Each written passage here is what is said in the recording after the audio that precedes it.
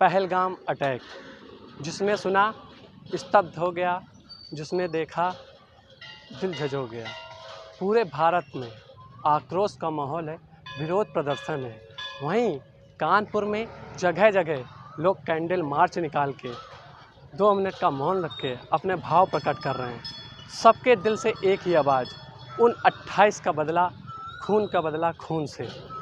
भारत से सिर्फ एक ही मांग कि खून का बदला खून से, पाकिस्तान को मुंह तोड़ जवाब दो। यही नारों के साथ इस समय पूरा कानपुर नहीं, पूरा भारत गूंज रहा है। इसी क्रम में आज हमारे पीछे आप देख सकते हैं एनसीसी के कैडेट, स्कूल के बच्चे अपना भाव 28 उनको शहीद का दर्जा दिया जाए, ये मांग के साथ 28 लोग पर्यटकों को जान के भाव प्रकट करने के लिए यहाँ बच्चे कैंडल मार्च निकाल के आए हुए हैं। इनसे जानेंगे क्या इनकी मांग है और किसको ये जिम्मेदार ठहराते हैं और किसको ये जिम्मेदार मांगते हैं इस बड़े आतंकी हमले का। आइए हम बात करते हैं। क्या नाम है बेटा आपका? सौरभ पालीवाल। बेटा किसको जिम्मेदार मानते हैं इस आतंकवादी? इस आतंकवाद के लिए मैं पाकिस्तान को जिम्मेदार मानता हूँ, क्योंकि पिछली बार भी जैसे हुआ था, जैसे पुलवामा हमले पर पाकिस्तान का ही हाथ था, जैसे हम सभी जानते हैं, और इस बार भी पाकिस्तान का ही हमला है। और इसमें कई लोग की जान गई जो कि जिनकी गलती भी नहीं थी, जिनका दोष भी नहीं था, जैसे कि हमारे शुभम द्विवेदी, जिनकी सिर्फ पर्यटक बन के गए थे, सिर्फ उनका कोई दोष भी नहीं, फिर भी पाकिस्तान है आतंकवादी। और भी हमारे बीच यहाँ स्कूल के स्टाफ है, स्कूल के प्रिंसिपल भी हैं, मौजूद हैं, उनसे बात करेंगे। सर, किसको जिम्मेदार मानते हैं इस आतंकी हमले का? आतंकी हमले के जिम्मेदार हम वैसे तो हमारे पड़ोसी देश, जो हमारे ऊपर हमेशा से लगातार हमारी खुशियों को देखकर, हमारे बढ़ते हुए प्रगति को देखकर, हमारे आगे बढ़ते विश्व गुरु बनने को देख करके वो जलता है। हमारी कश्मीर की समस्या 370 हटाने के बाद जब से हुआ, हमारे पर्यटकों की संख्या निरंतर बढ़ रही थी। उस बढ़ती हुई संख्या को देखकर कश्मीर में जो शांति हो रही थी, उसके विरोध में ये प्रदर्शन किया गया कि कहीं भी अंतर्राष्ट्रीय मंच पे हम ये कह सकें कि कश्मीर अभी शांत नहीं है। जबकि हमारी सरकारें, हमारा पक्ष विपक्ष सब एक हो करके इस क्रांतिकारी घटना के लिए, इन आतंकवादियों के रक्त को रक्त से बदला देने के लिए तत्पर है। हम बीएसएस इंटर कॉलेज के समस्त छात्रों के साथ, प्रबंध तंत्र के साथ, सब स्टाफ के साथ ये सरकार से मांग करते हैं कि इन आतंकवादियों को, जिन्होंने निहत्थे हमारे पहलगाम में निहत्थे पर्यटकों पर 26 पर्यटकों का जो वध किया, उनमें नौनिहाल थे, नई जनरेशन में विवाह करके गए थे, जिनका निर्दोष होने का एक स्पष्ट उदाहरण है।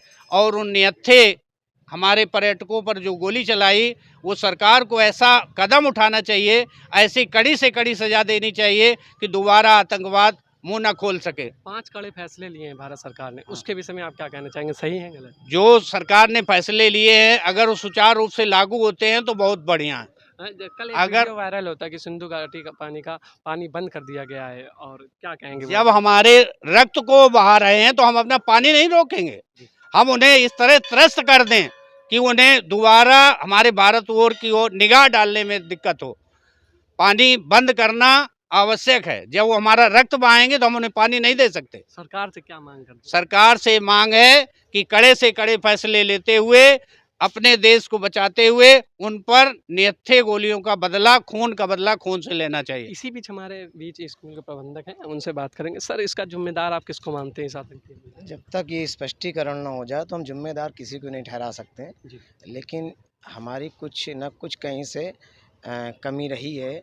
जो हमारे पर्यटक वहाँ पर गए थे, उनमें किसी जो हत्या कर दी गई, तो इसके जिम्मेदार कहीं ना कहीं कुछ कमियां होंगी, लेकिन हमारी सरकार इस पर तुरंत तत्परता से कार्रवाई कर रही है।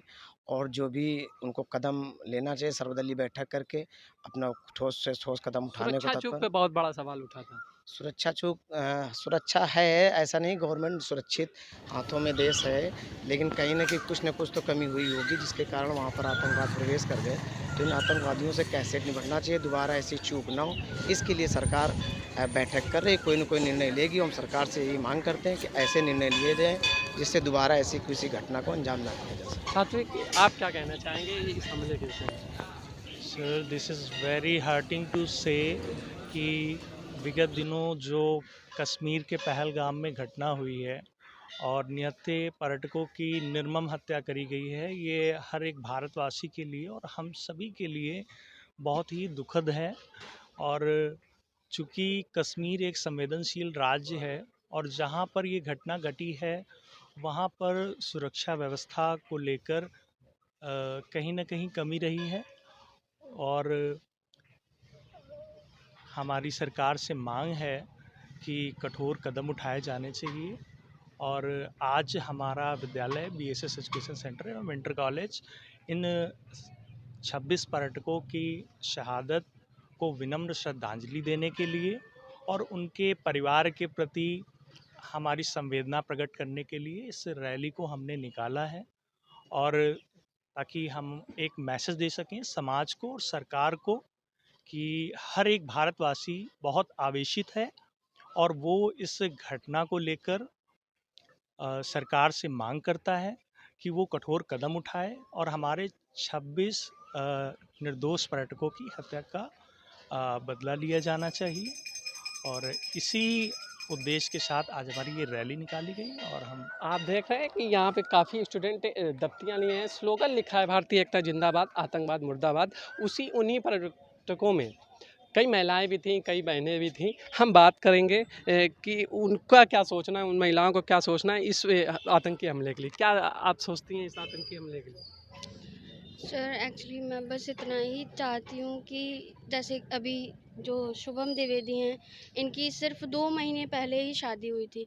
जिन्होंने अपना नया जीवन शुरू किया है, जीवन काल में कुछ भी नहीं देखा, वो बहन उसका क्या होगा? या हरियाणा के जो विनय नरवाल हैं, जिनकी 16 अप्रैल उसको इसी 16 अप्रैल को शादी हुई थी, रिसेप्शन हुआ, वो सिर्फ घूमने के पर्पज़ से गए थे।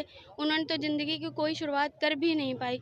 तो उनको देखते हुए बस मैं यही चाहती हूँ कि कम से कम इतना तो सोचना चाहिए था। और जो ये अलगाव दिखा रहे हैं, तो हम सब वैसे भी एक हैं। बस मैं भी यही चाहती हूँ, सरकार से भी यही चाहती हूँ कि वो जल्द से जल्द कोई कठिन कदम उठाएं और इसका कोई अच्छा निर्णय। बच्चे हैं, अब आप देख सकते हैं, कैमरा में दिखाऊंगा कि भारतीय एकता जिंदाबाद, आतंकवाद मुर्दाबाद। यहीं पे ही हर भारतवासी का यही सपना, आतंकवाद मुक्त बने देश अपना। इन स्लोगन के साथ बच्चे भी के समय मैदान में हैं और अपना विरोध प्रदर्शन कर रहे हैं। क्या नाम है बेटा? जी सर, शिवांश शर्मा। क्या कहना चाहेंगे आतंकवाद? सर ये जो अचानक आतंकवादियों के द्वारा हमला है, ये हमारे देश पे रह के हमारे ऊपर हमला है, तो इसके खिलाफ सरकार सख्त से सख्त कदम उठाए कि अगली बार आतंकवादी को भी रुकाब जाए कि ये किस देश में है। आप देख रहे हैं किस तरीके से लगातार, आप पीछे देखिए, लगातार हमारी संस्कृति में पहले शांति फिर क्रांति, इन नारों के साथ, इन स्लोगन के साथ बच्चे यहाँ पे विरोध प्रदर्शन कर रहे हैं। बने रहिए हमारे साथ, कैमरामैन राजेश गुप्ता के साथ। ऐसे ही हम आपको पूरे कानपुर में जो विरोध प्रदर्शन हो रहा है, हम आपको रूबरू कराते रहेंगे। News MPD Pradeep Mishra live.